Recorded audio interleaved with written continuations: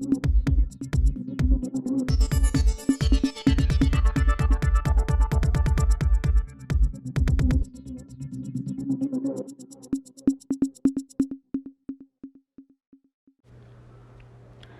निर्वाचन पदाधिकारी अनुपम राजन की प्रेस कॉन्फ्रेंस। राजधानी भोपाल में मुख्य निर्वाचन पदाधिकारी अनुपम रंजन ने प्रेस कॉन्फ्रेंस कर बताया कि मतदाता सूची पुनर्निरीक्षण के आंकड़े जारी किए हैं। 64,523 मतदान केंद्र है। सामान्य मतदाता 5,60,60,925 मतदाता है। पुरुष 2,88,25,607, महिला 2,72,33,945, अन्य 1,378। ओवरसीज 99 मतदाता, सर्विस मतदाता 75,304, कुल 5,61,36,929 और 80 प्लस 6,53,000, दिव्यांग 5,05,140, जेंडर रेशियो 1000 पुरुषों के मुकाबले 945 महिलाएं, 18 से 19 साल के मतदाता 22,26,564, नए जोड़े नाम 23,24,000। नॉमिनेशन की तारीखों के 10 दिन पहले तक नए नाम जोड़े जा सकते हैं। चुनाव की घोषणा के साथ ही नाम नहीं हटाए जा सकेंगे। मतदाता सूची का अंतिम प्रकाशन आज मध्य प्रदेश में सभी मतदान केंद्रों पे किया जा रहा है। 64,523 मतदान केंद्र हैं। आज की जो स्थिति है उसके हिसाब से हमारे जो जनरल इलेक्टर्स हैं, जो सामान्य मतदाता जिनको हम कहते हैं, उनकी संख्या 5,60,60,925 है। यदि हम राउंड फिगर में देखें तो लगभग 5,60,00,000 मतदाता हमारे हैं, जिनमें पुरुष मतदाता मेल जो इलेक्टर्स हैं वो 2,88,00,000 हैं। मैं सिर्फ करोड़ की बात कर रहा हूँ। महिला मतदाताओं की संख्या 2,72,00,000 है। जो थर्ड जेंडर मतदाता हैं उनकी संख्या 1,373 है। हमारे जो ओवरसीज़ मतदाता हैं, जो विदेशों में रहते हैं, उनकी संख्या 99 है। जो हमारे सर्विस वोटर्स हैं, जो लोग आर्मी में और सेना में हैं और उनको भी पोस्टल बैलेट के माध्यम से मतदान की सुविधा होती है, उनकी संख्या 75,304 है।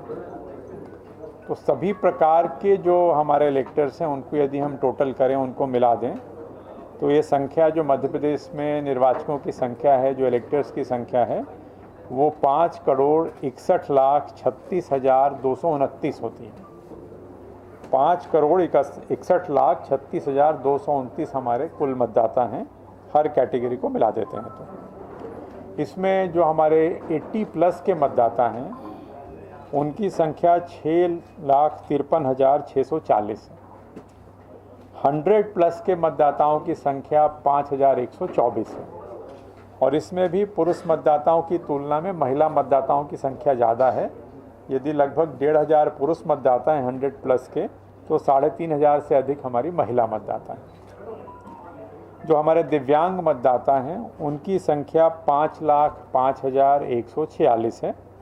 ये दोनों श्रेणी महत्वपूर्ण इसलिए हो जाती है, 80 प्लस और दिव्यांग, जैसा आप जानते हैं कि इनको घर से वोट करने की सुविधा मिलती है यदि ये चाहें तो।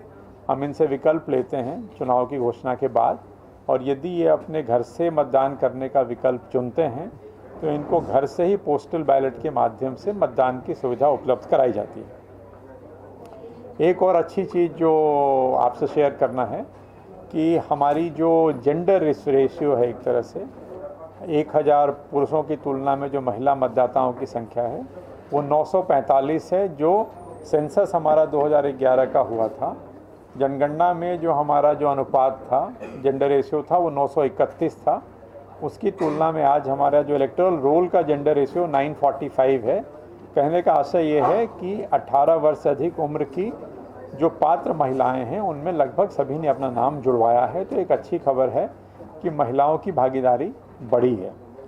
ईपी रेशियो जो होता है, इलेक्टर टू पॉपुलेशन रेशियो जिसको कहते हैं, आबादी के हिसाब से मतदाताओं की जो अनुपात है वो 64.75 है। ये भी सर्वाधिक है अभी तक। मतलब जो निरंतर प्रयास हुए हैं मतदाताओं के नाम जोड़ने के, वो एक तरह से आपको रिफ्लेक्ट हो रहा है फाइनल फिगर में। 18-19 के जो मतदाता हैं वो हमारी संख्या 22,36,564 है। 22,36,564 मतदाता हैं जो 18 से 19 वर्ष की आयु श्रेणी में हैं। जो 2 अगस्त को जब हम लोगों ने ड्राफ्ट रोल का प्रकाशन किया था तो हमारे मतदाता 5,43,00,000 थे, जिसमें लगभग 17 लाख मतदाताओं की वृद्धि हुई है और आज जनरल इलेक्टर्स की संख्या 5,60,00,000 है, जैसा मैंने पहले आपको बताया। इस पूरी अवधि में जो नाम जोड़े गए हैं उनकी संख्या 24,33,000 नाम जोड़े गए, 7.5 लाख नाम हटाए गए और लगभग 15 लाख नामों में संशोधन की कार्रवाई हुई, चाहे उनके फ़ोटो बदले गए हों या उनका नाम वगैरह चेंज किया गया हो। तो आज की स्थिति में मतदाताओं की संख्या आपको बता दी। मतदान केंद्र हमारे 64,523 हैं और निर्वाचन संबंधी जो कार्रवाई इलेक्टरल रोल से संबंधित है वो एक तरह से अंतिम प्रकाशन के साथ पूरी हो गई है। अभी भी नाम जुड़ेंगे। इसमें जो वैधानिक स्थिति है वो ये है कि जो नामांकन होता है, जो नॉमिनेशन की जो आखिरी तारीख होती है नाम निर्देशन पत्र लेने की, उस आखिरी तारीख तक नाम जुड़ते हैं। अर्थात नॉमिनेशन की जो लास्ट डेट है उसके 10 दिन पहले तक नाम जोड़ने के आवेदन लिए जाते हैं। मैं आपको स्पष्ट कर दूं, जो फॉर्म 6 है जिसके माध्यम से नाम जोड़े जाते हैं वो आवेदन लिए जाएंगे नॉमिनेशन की लास्ट डेट के 10 दिन पहले तक। जहाँ तक नाम हटाने का प्रश्न है, जो फॉर्म 7 से होता है, चुनाव की घोषणा के साथ जिस तारीख को भी चुनाव की घोषणा होगी उस तारीख के बाद फॉर्म 7 जो प्राप्त होंगे उन पे कोई कार्रवाई नहीं होती। मतलब चुनाव की घोषणा के साथ ही एक तरह से फॉर्म 7 प्राप्त तो करते हैं, क्योंकि ऑनलाइन फॉर्म लेने पे रोक नहीं है, फॉर्म 7 लिए जाते हैं, लेकिन डिलीशन संबंधी कार्रवाई रुक जाती है, डिलीशन का काम नहीं होता। तो ये आपके माध्यम से आपको भी और आपके माध्यम से सभी को मैं कहना चाहता हूँ, नाम जोड़ने की कार्रवाई नॉमिनेशन के 10 दिन पहले तक, डिलीशन की कार्रवाई चुनाव की घोषणा के बाद उसके फॉर्म नहीं लिए जाते। तो ये एक चीज़ आपको बतानी थी।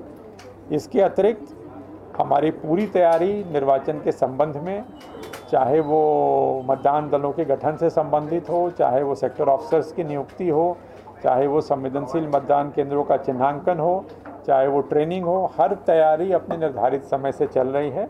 और चुनाव की घोषणा होने के बाद जो आचार संहिता लगेगी तो आचार संहिता के प्रावधानों का भी सख्ती से, कड़ाई से पालन कराया जाए।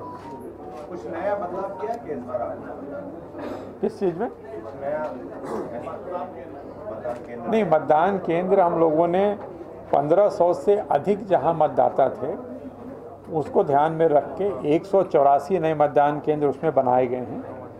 2 किलोमीटर से जो अधिक दूरी वाले मतदान केंद्र थे उसमें 362 नए मतदान केंद्र बनाए गए हैं।